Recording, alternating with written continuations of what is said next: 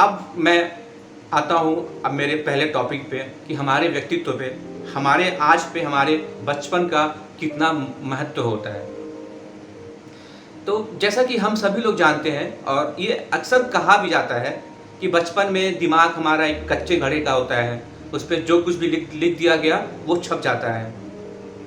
तो क्या मैं ये कह सकता हूँ कि बचपन में वो सारे बच्चे जिनके घर में हिंसा, जो अक्सर मारपीट या फिर किसी ऐसे कंडीशन से जूझ रहे होते हैं जहाँ पे वो बहुत ही मानसिक दबाव में होते हैं, जहाँ पे वो परिवार के, चाहे वो आपसी कलेश की बात हो, चाहे गरीबी की बात हो, उनसे उनका दिमाग क्या विकास कर पाता है। और वही बच्चे जब बड़े होते हैं तो आप उनकी मानसिक स्थिति को सोच सकते हैं कि वो मानसिक रूप से कितने स्वस्थ होते होंगे।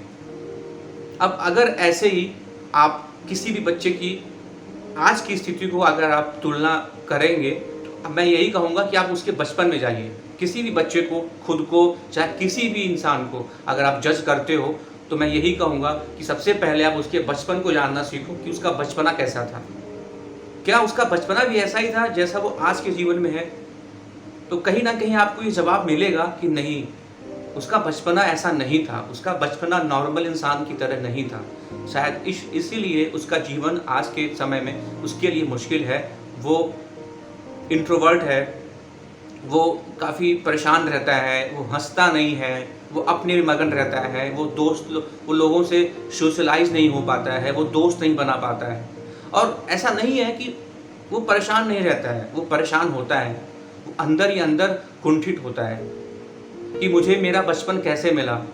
बचपन में जो भी चीज़ें मेरे दिमाग में छप गई, लिख दी गई हैं, मैं उसको मिटा नहीं पा रहा हूँ। और वो अपने आप से जूझता रहता है, परेशान रहता है। और इन सब का इम्पैक्ट उसकी पढ़ाई पे आता है, उसकी मानसिक स्थिति पे आता है।